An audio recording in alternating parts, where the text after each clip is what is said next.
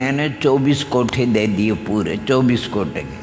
आपको पहले बता दिया बिंदु से क्या लेना, बिंदु से अग्रहित को लेना, हंस पद से मिश्र ग्रहित को लेना, एक से ग्रहित को लेना। ये तीनों लिखा है, यानी शून्य से अग्रहित को, शून्य से अग्रहित को, और हंस पद से मिश्र को, और एक के अंक से ग्रहित को।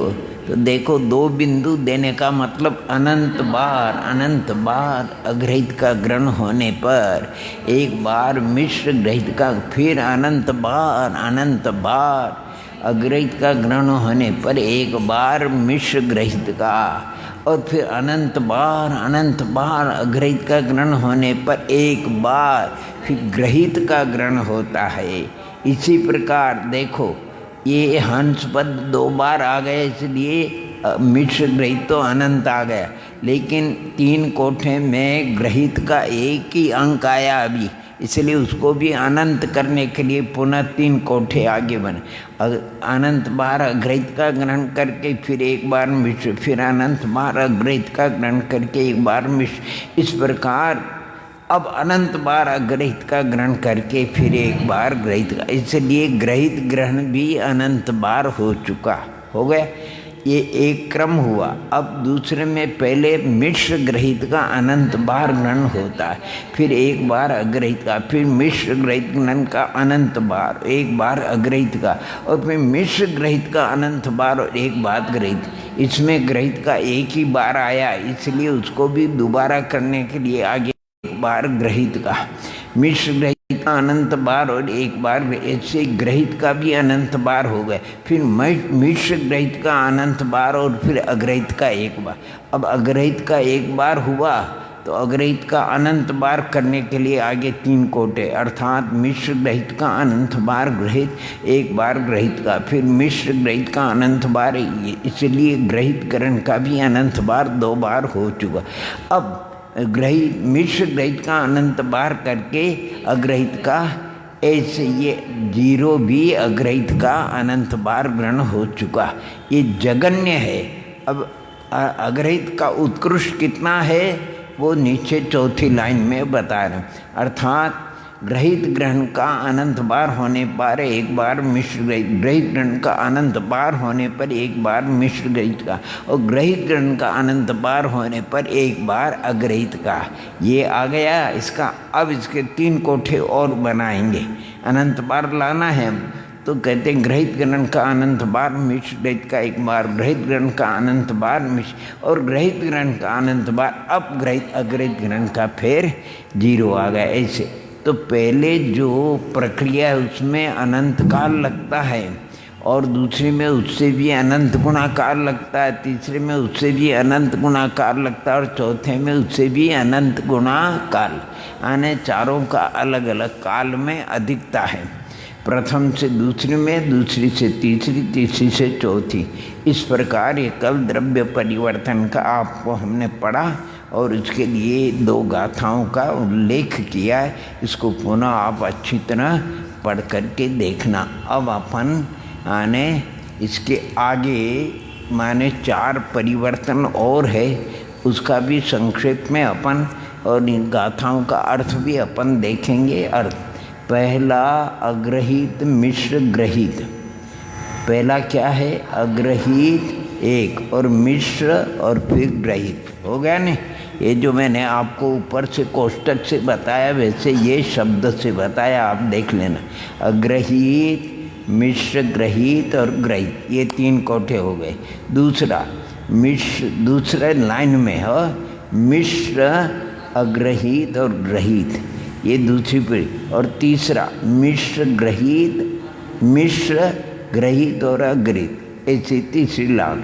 और चौथी लाइन, चौथा ग्रहित, मिश्र और अग्रहित। इस तरह ये 4 प्रकार के पुद्गलों का ग्रहण हो जाने पर, जब परिवर्तन के प्रारंभ के समय में जिनका ग्रहण किया था उन्हीं पुद्गलों का उसी रूप में ग्रहण होता, तब तक कर्म द्रव्य परिवर्तन पूरा होता है।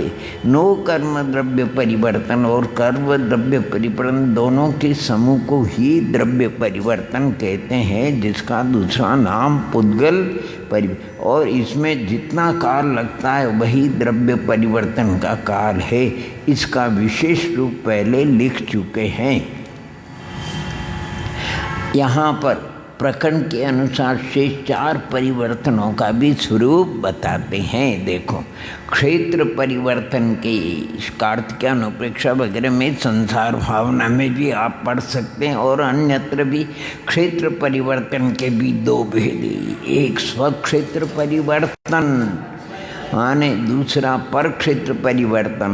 एक जीव सर्व जगन्य अवगानाओं को जितने उसके प्रदेश से उतनी बार धारण करके आकाश क्षेत्र को रोकता है, तो उतनी बार वो भी असंख्यात प्रदेश को रोका हुआ है। उस जगन्य अवगाना भी आकाश के क्षेत्र, तो कहते हैं उतनी बार तो जगन्य अवगाना से ही उत्पन्न होना अनिवार्य है, क्योंकि लाइन से चलेंगे और नहीं होगा तो गिनती में नहीं आएंगे। जब वो जगन्य अवगाना के द्वारा रोके हुए आकाश प्रदेश को उतने स्पर्श कर लिया, उतनी बार मर मर करके, यानी अनंत काल में भी नंबर नहीं आता है। जब कभी फिर नंबर आता है, जब कभी नहीं। फिर एक एक प्रदेश की वृद्धि करके 3 लोक के जितने प्रदेश हैं उनको स्पर्श करे क्रम से। अगर क्रम भंग हो जाएगा तो गिनती में नहीं आएंगे। इस प्रकार सारे लोक के प्रदेशों को स्पर्श करना जन्म से और मरण से, उसका नाम है पर क्षेत्र परिवर्तन। और जगन्य अवगाना है नहीं, जगन्य अवगाना ने जितने क्षेत्र उतनी बार ही जगन्य अवगाना से उत्पन्न होना और मरना, और इसके बाद क्रमशः एक एक प्रदेश वृद्धि करके रागो मच्छ तक जाना, आने इसको कहते हैं स्वक्षेत्र परिवर्तन। उसमें अगर मान लो एक प्रदेश अधिक वृद्धि से उत्पन्न होना चाहिए और नहीं हुआ, हीनाधिक हो गया, तो कहते गिनती में नहीं लेंगे।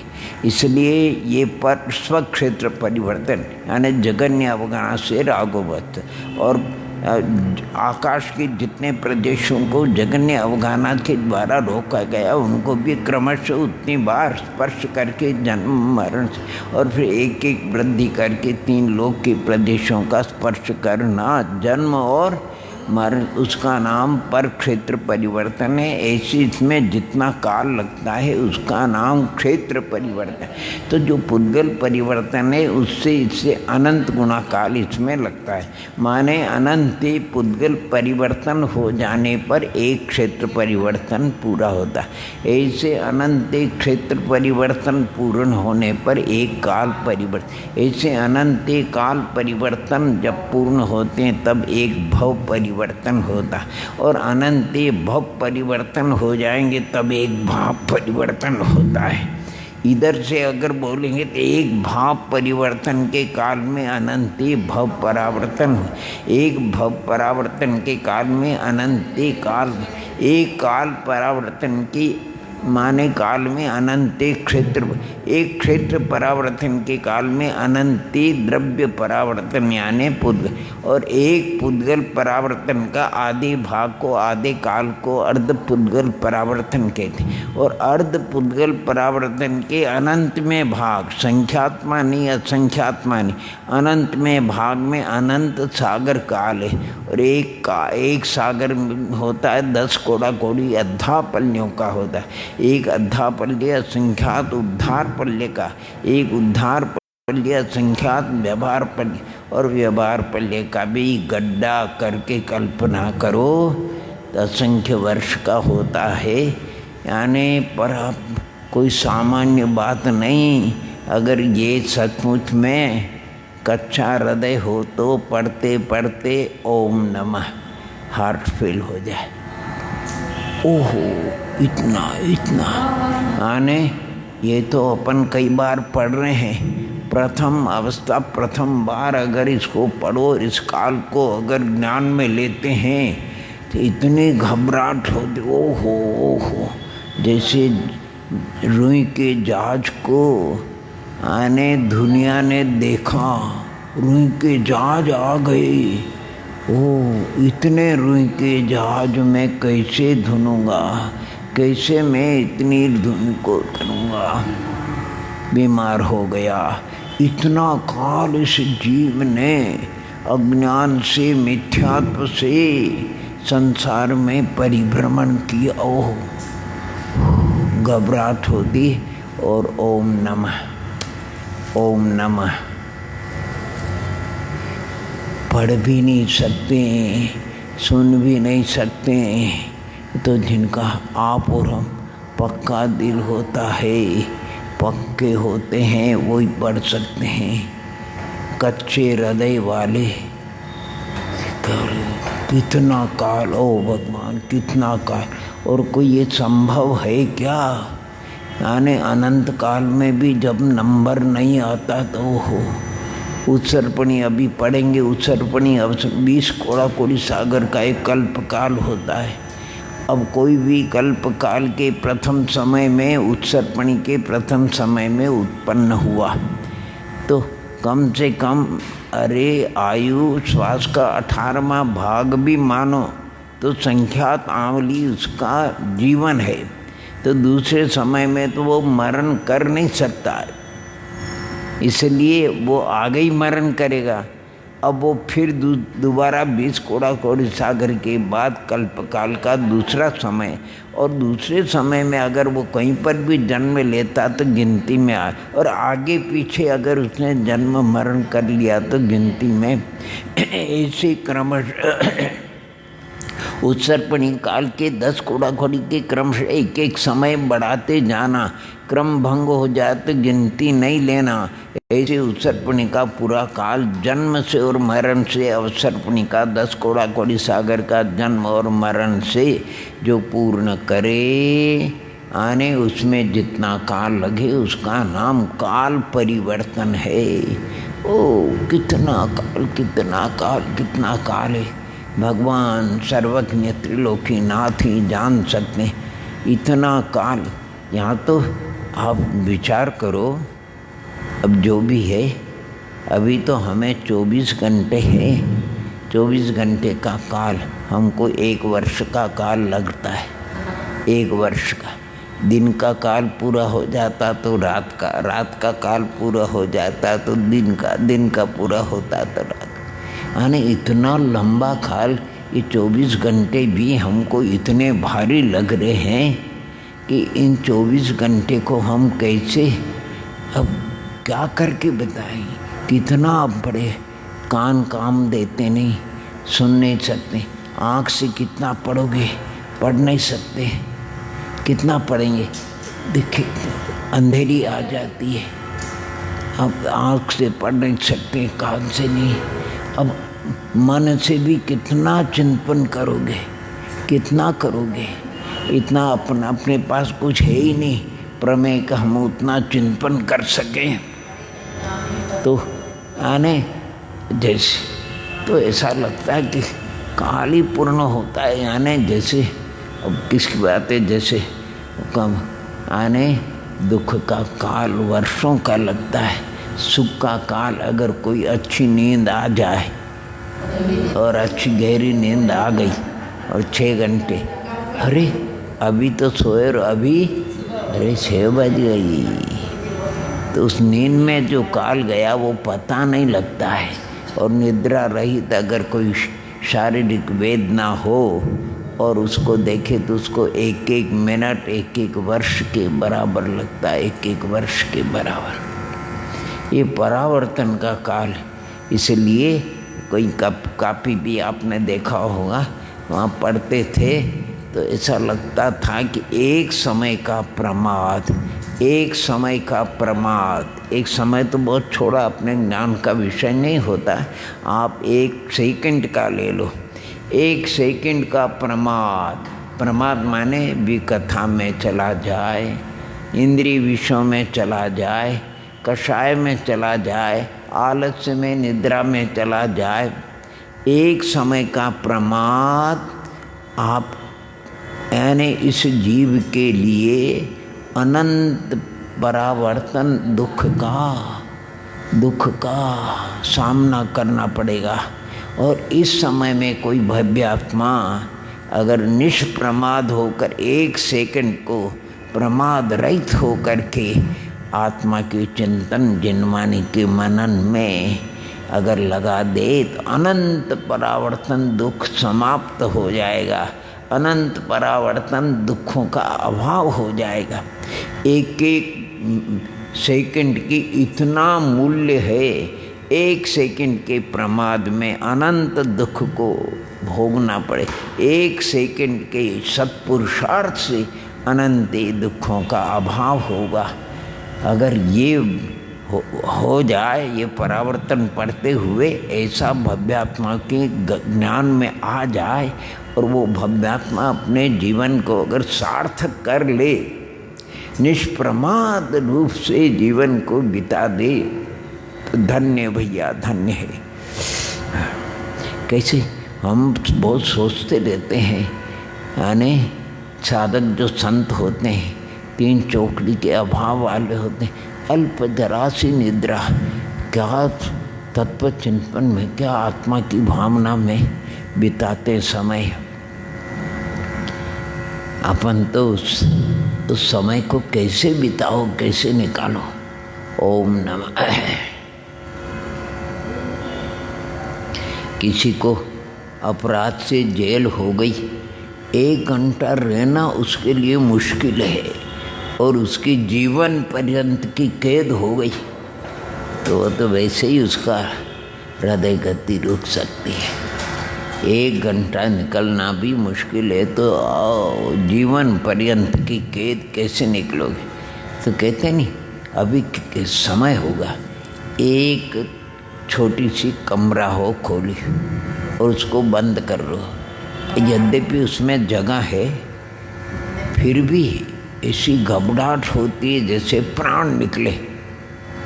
तो कैसे इसने गर्भ में 9 महीना बिता दिए, कैसे ये जीवित रह गया।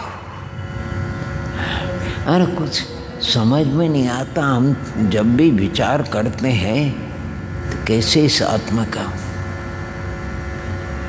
धन्य भैया धन्य है जो साधक जिन्होंने सम्यक पुरुषार्थ करके इस आत्मा को परावर्तन के दुख, ये परावर्तन के जो अपन पढ़ रहे हैं, इसका उद्देश्य क्या है। इसका उद्देश्य कि हे भव्य आत्माओं, गई सो गई, अब अपना आने वो सम्यक पुरुषार्थ करिए जिससे कि आगे के लिए हमें दुख का भाजन न होना पड़े।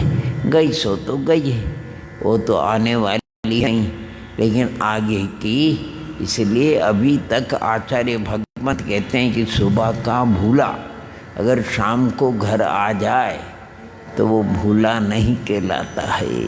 अब भी चेत गए और पुरुषार्थ करके 3, 4, 10, 15 भव में निर्वाण को प्राप्त कर लिया तो कुछ बात नहीं तो फिर अरे कितने त्रिंज विकलत रहे जीव। हो कहाँ देखोगे कितने जीव, कितने भैया, कैसे उनको बचाओ। बहुत ऐसा लगता है।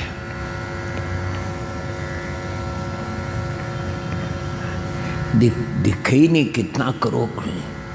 रात को 2-4 बार दर्शन करते चंद्र प्रभु का, लेकिन वो लाइट लगी रहती है, वो चींटी दिखती नहीं।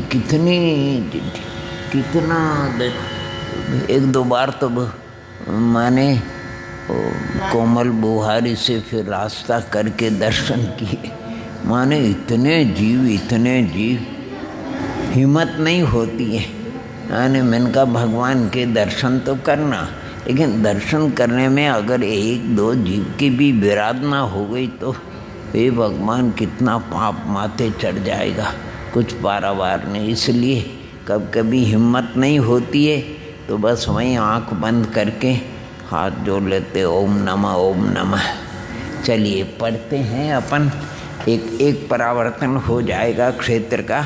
भाव परावर्तन तो और भी जबरदस्त है भैया जी। उसमें तो कर्म की स्थिति यानी अंतकोड़ा से लेकर उत्कृष्ट तक सभी 8 कर्मों की और उन स्थितिबंध के कारणीभूत यानी स्थितिबंधाद्यवसाय स्थान असंख्यात लोक प्रमाण और उसमें भी एक स्थितिबंधाद्यवसाय स्थान में हजारों अनुभाग बंधाद्य इसलिए असंख्यात लोक प्रमाण अनुभाग बंधाद्यवसाय स्थान और उसमें भी योग स्थान अविभाग प्रतिच्छेद एक एक योग स्थान में असंख्यात लोक परिमाण अविभाग प्रतिच्छेद कैसे क्या होता होगा, कैसे जगन्य से लेकर के उत्कृष्ट तक क्रमशः योग स्थान अनुभाग बंधाद्यवसाय स्थान स्थिति बंधाद्यवसाय स्थान और स्थिति स्थानों को पूर्ण करेगा। भगवान आप ही जानो और आप ही जानो। यहाँ तो समझ में नहीं आ रहा क्या हो कर रहा है क्या नहीं करना है। ओम नमः। यहाँ पर प्रखंड के अनुसार से 4 परिवर्तनों का भी स्वरूप लिखते हैं। क्षेत्र परिवर्तन के 2 भेद, एक स्वक्षेत्र परिवर्तन, दूसरा पर क्षेत्र। एक जीव सर्व जगन्य अवगानाओं को जितने उसके प्रदेश उतने बार धारण करके पीछे क्रम से एक एक प्रदेश अधिक की अवगानाओं को धारण करते करते महामत्स्य की उत्कृष्ट अवगाना पर्यंत अवगानाओं को जितने अर्थात जितने समय में धारण कर सके उतने काल समुदाय का नाम एक स्वक्षेत्र परिवर्तन है कहते हैं। कोई जगन्य अवगाना का धारक सूक्ष्म निगोद या लब्ध पर्याप्त जीव लोक के अष्ट मध्य प्रदेशों को अपने शरीर के अष्ट मध्य प्रदेश पर आकर के उत्पन्न हुआ, पीछे वही जीव उसी रूप से उसी स्थान में दूसरी तीसरी बार भी उत्पन्न हुआ। इस तरह घना अंगुल के असंख्यात में भाग प्रमाण जगन्य अवगाना की जितने प्रदेश, क्योंकि उसने आकाश को रोका हो, उतनी बार उसी स्थान पर क्रम से उत्पन्न और फिर श्वास के 18वें भाग प्रमाण क्षुद्र आयु को भोग करके मरण को प्राप्त हुआ। पीछे एक एक प्रदेश के अधिक क्रम से जितने काल में संपूर्ण लोक को अपना जन्म क्षेत्र बना ले, यानी जन्म से भी और मन उतने काल समुदाय को एक पर क्षेत्र परावर्तन कहते हैं। कोई जीव उत्सर्पणीय काल परा, कोई जीव उत्सर्पणी के प्रथम समय में पहली बार उत्पन्न हुआ, इसी तरह दूसरी बार उत्सर्पणी के दूसरे में और तीसरी उत्सर्पणी के तीसरे समय में तीसरी बार, इसी क्रम से उत्सर्पणी के तथा अपसर्पण के 20 कोड़ाकोड़ी सागर के जितने समय उनमें उत्पन्न हुआ तथा इसी क्रम से मरण को प्राप्त हुआ। इसमें जितना काल लगे उतने काल समुदाय का नाम काल परिवर्तन है।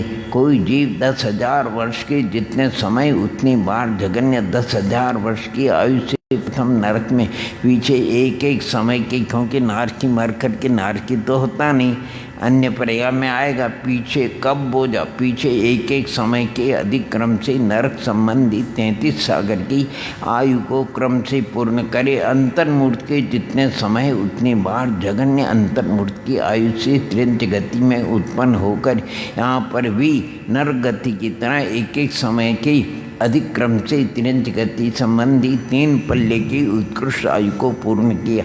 पीछे तिरंज गति की तरह मनुष्य गति को भी पूर्ण किया, क्योंकि उत्कृष्ट 3 पल्ले की जगन्य अंतर्मूर्ति और क्योंकि मनुष्य गति के भी जगन्य अंतर्मूर्ति तथा उत्कृष्ट 3 पल्ले और मनुष्य गति के बाद 10,000 वर्ष के जितने उतनी बार जगन्य 10,000 वर्ष की आयु से देव गति में उत्पन्न होकर यहाँ पर भी नरक गति की तरह एक एक समय के अधिक क्रम से त्रिंच गति संबंधी 3 पल्ले की उत्कृष्ट आयु कई गड़बड़ हो गया। आने देवायु के जगह क्रम से तिर्यक संबंधी 3 पल्ले की मनुष्य की तरह अर्थ पर जीते उत्कृष्ट 3 पल्ले मनुष्य गति के बाद 10,000 वर्ष के डबल छप गए।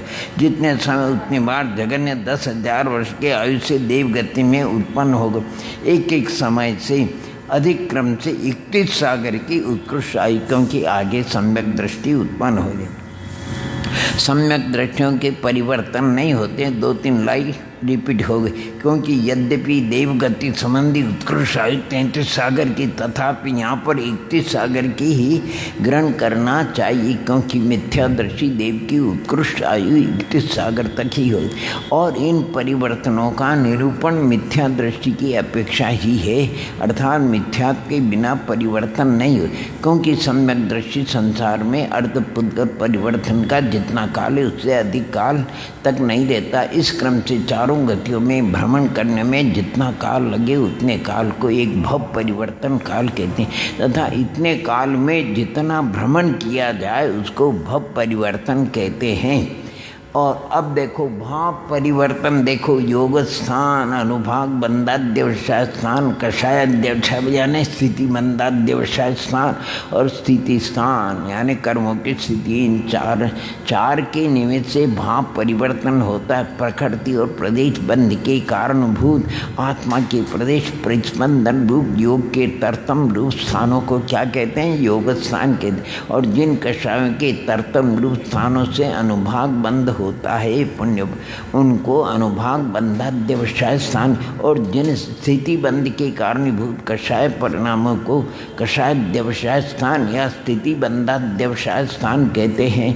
बंध रूप कर्म की जगन्यादिक स्थिति को क्या कहते हैं? स्थिति स्थान कहते हैं। इनका परिवर्तन किस तरह होता है यह दृष्टांत द्वारा आगे लिखते हैं। श्रेणी के असंख्यात में भाग प्रमाण योग स्थान के हो जाने पर एक अनुभाग बंधाध्यवसाय स्थान और असंख्यात लोक प्रमाण अनुभाग बंधाध्यवसाय स्थानों के हो जाने पर एक कषायाध्यवसाय स्थान और तथा असंख्यात लोक प्रमाण कषायाध्यवसाय स्थानों के हो जाने पर एक स्थिति स्थान होता है। इस क्रम से ज्ञानवर्ण आदि समस्त मूल प्रकृति व उत्तर प्रकृतियों के समस्त स्थानों के पूर्ण होने पर एक भाव परिवर्तन होता है। जैसे किसी पर्याप्त मिथ्या दृष्टि संज्ञी जीव के ज्ञानावर्णी कर्म के अंत कोड़ा कोड़ी सागर प्रमाण जगन्य स्थिति का बंध होता है। यही यहाँ पर जगन्य स्थिति बंध लेना चाहिए। अतः इसके योग्य विवक्षित जीव के जगन्य ही अनुभाग बंधाध्यवसाय स्थान और जगन्य पहले लेना चाहिए, स्थिति बंधाध्यवसाय स्थान फिर अनुभाग बंधाध्यवसाय स्थान, ऐसे जगन्य ही योग स्थान लेना चाहिए। यहाँ से ही भाव परिवर्तन का प्रारंभ होता है, अर्थात इसके आगे श्रेणी के असंख्यात में भाग प्रमाण योग स्थानों के क्रम से स्थान योग स्थान तो श्रेणी के, लेकिन एक योग स्थान में अविभाग प्रतिच्छेद तो असंख्यात लोक प्रमाण है। उन अविभाग प्रतिच्छेदों का क्रमश पूर्ण होने पर एक योग स्थान होता है। ऐसे श्रेणी के असंख्यात में भाग प्रमाण योग स्थानों के हो जाने पर दूसरा अनुभाग बंधाध्यवसाय स्थान होता है। ये अनुभाग बंधाध्यवसाय स्थान असंख्यात लोक के जितने उतने तरतम रूप कषाय के स्थान है।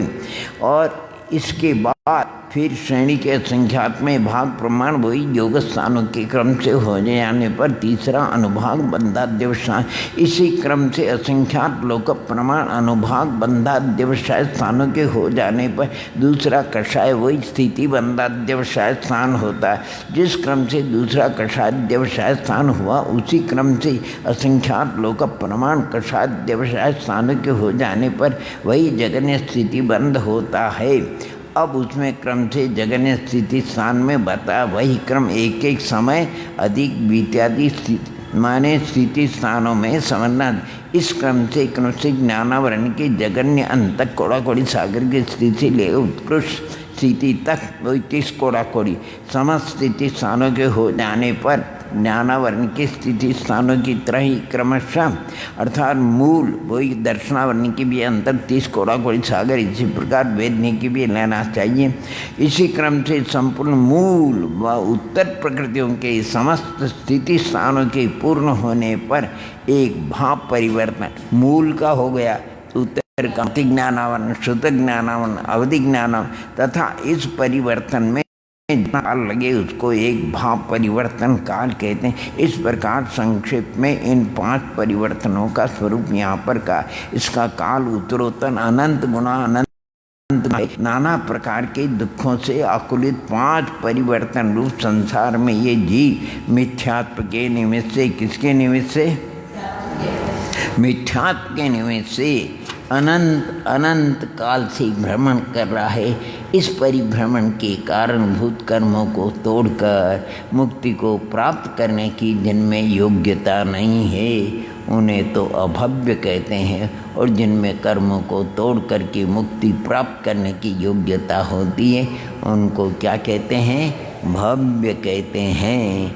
संक्षेप में आपको 5 सब परावर्तन का स्वरूप बता दिया, अर्थात द्रव्य परावर्तन, क्षेत्र परावर्तन 2 प्रकार का, स्व और पर, काल परावर्तन, उत्सर्पणी अवसर्पणी, और भव परावर्तन 4 गतियों में, देव गति में इक्ति सागर तक जाना, देवों के आगे सम्यक दृष्टि, और भाव परावर्तन में भी 4 बातें, स्थान, स्थिति, अनुभाग, बंधाध्यवसाय स्थान, और स्थिति बंधाध्याय स्थान, और कर्मों की मूल प्रकृतियों की स्थिति, जगन्य से उत्कृष्ट तक, वही अंत कोड़ाकोड़ी से लेकर के, और मूल भी लिखा और उत्तर प्रकृतियों का भी लिखा। अगर मूल नाम करूँगी तो उत्तर प्रकृतियों की भी जगन्य से उत्कृष्ट। अरे भगवान सीधा ही कह दो, तुम्हारी बस की बात नहीं, इतना काल है, इस काल को आप ही जानते हैं, हमारे ज्ञान का विषय। हमें तो आप कहते हो तो भी घबराहट होती है। इतना काल इस जीव का। देखो ये परावर्तन काल, ये माने सक्षय काल है, सक्षय काल है, क्योंकि समाप्त होते नहीं। अक्षय अनंत जो काल होता वो समाप्त नहीं होता है। ये परिवर्तन तो पूरे होते कि नहीं होते। तो ये सक्षय काल है। अक्षय काल तो उसको कहते हैं कि जो कभी समाप्त कम होता है लेकिन समाप्त नहीं होता है। तो परावर्तन का जो काल है सक्षय, और सक्षय होते हुए भी इतना ओहो, इतना द्रव्य परिवर्तन, ओहो हो। एक भाव परिवर्तन में अनंते एक भव परिवर्तन में अनंते काल, एक काल परिवर्तन में अनंते क्षेत्र, एक क्षेत्र परिवर्तन में अनंते द्रव्य, एक द्रव्य परिवर्तन के अनंत में भाग में अनंते सागर काल। एक सागर 10 कोड़ा-कोड़ी अद्धा पल्यों का होता है।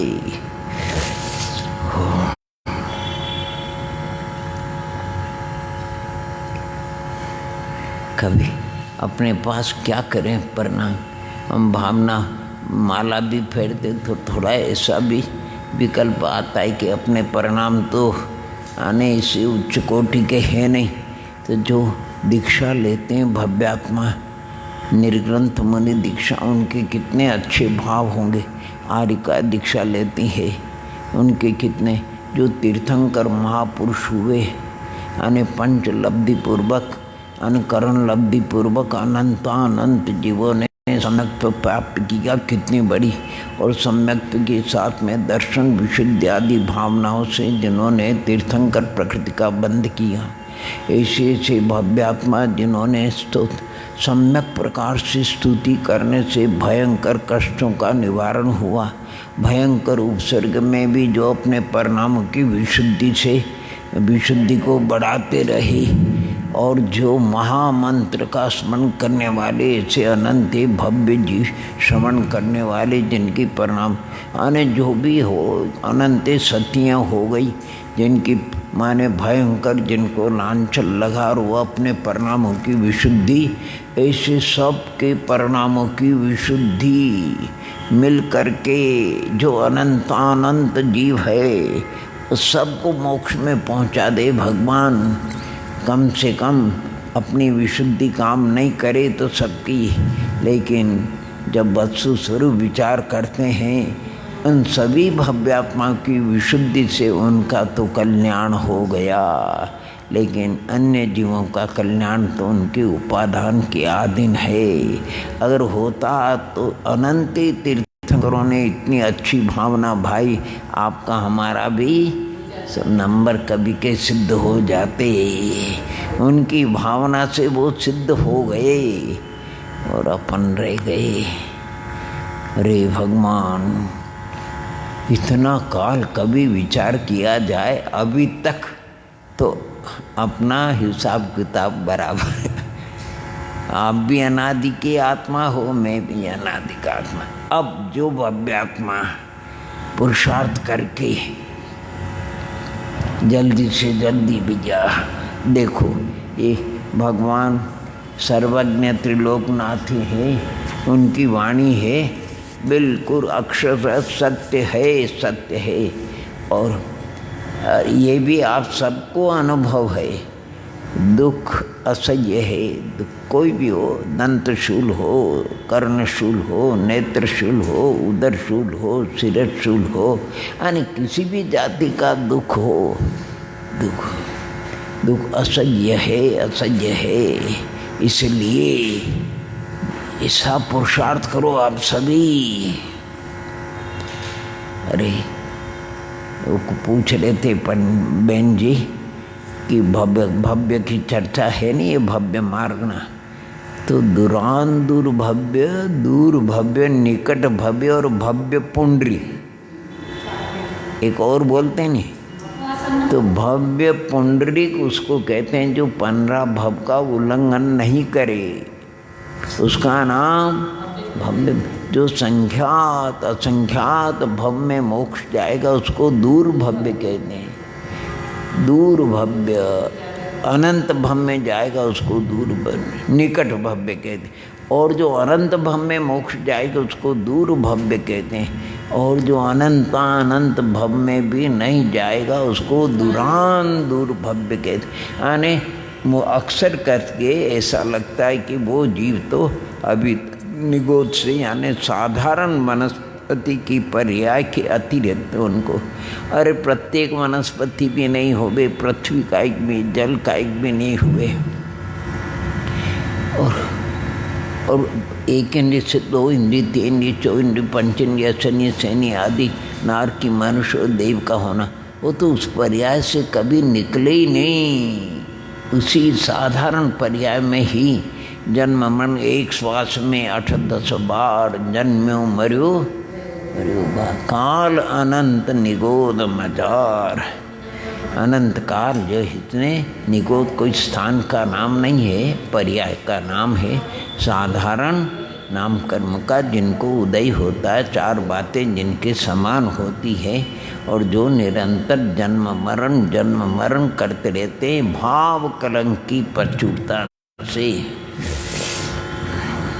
हे भगवान, अजीव को देखो, दुख नहीं है, अजीव है नहीं, उसमें दुख सुख नहीं है। और जीव को, और जो सुखी हो गए तो ये दुख तो दुख है।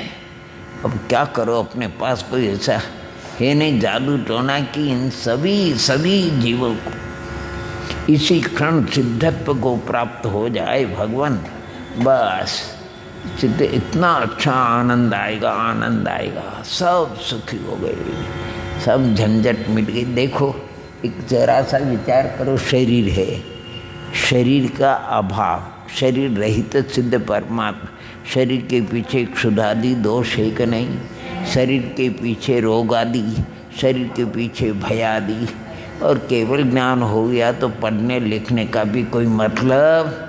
अशरीरी हो जाना, अशरीरी है भगवान, जितनी आत्मा है सब अशरीरी अवस्था को ज्ञान शरीर को प्राप्त हो जाए। आहा, कितना अच्छा रहे, कितना बढ़िया रहेगा। धर्मास्तिकाय हो संसार में, अधर्मास्तिक हो, आकाश हो, कालन हो, पुद्गल परमाणु स्कंद हो, जीव सब 84 लाख योनि नहीं, 199 कुल कोटि नहीं, और कुछ नहीं। अब तो केवल सिद्ध भगवान, गुणस्थान नहीं, जीव समास नहीं, पर्याप्त नहीं, प्राण नहीं, संज्ञा नहीं, गति चार नहीं, इंद्रिय नहीं, स्थावरपना नहीं, कोई योग स्थान नहीं, द्रव्य भाव वेद नहीं, कषाय स्थान नहीं, बंध उदय और शास्त्रीय ज्ञान भी नहीं, केवल ज्ञान स्वरूप में लीन है, केवल दर्शन लेशा स्थान नहीं, और भव्यत्व के व्यवहार से भी ऊपर उठ गए। परमावगाढ़ क्षायिक सम्यक तो असैनी थेनी सैनी के व्यवहार से भी रहित हो गए। अनारख है अब कोई कर्म नो कर्म का प्रमाण। ज्ञान दर्शन का उपयोग व्यापार युगपथ होता है, न बंद उदय उदय न कुछ भी नहीं। भाव 5-6 सिर पर आश्रम। धन्य भैया ऐसे सब जीव सिद्धत्व को सर्वे भवन्तु सुखिनः सर्वे सन्तु निरामया सर्वे भद्राणि पश्यन्तु मा कश्चित् दुर्भाग् भवेत्। ओम नमः।